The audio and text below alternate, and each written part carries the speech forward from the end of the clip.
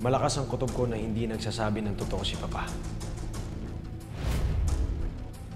Kailangan kong malaman ng totoo kung may kapatid nga ako o wala. Lalabas ako sa lintik na bahay na to.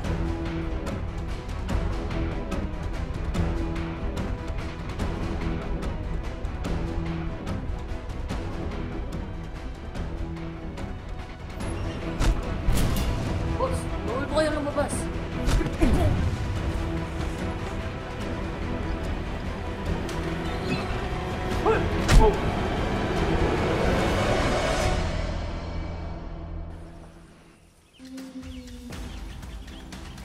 Ito ang mga impormasyon na nakuha ko, ate.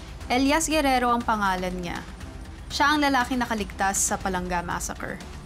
Nitong nakaraan may pulis na naglabas ng expose na ang Golden Scorpion ang nagpapatay sa pamilya ni Elias. Puro sugat na umuwi si Elias sa Palangga noong araw pagkatapos yung magharap ni Black Rider.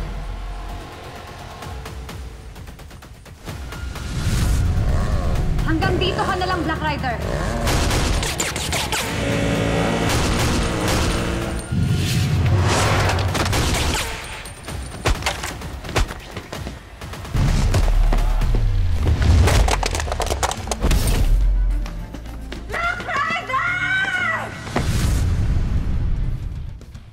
Elias Guerrero pala yung pangalan ng kalaban ko.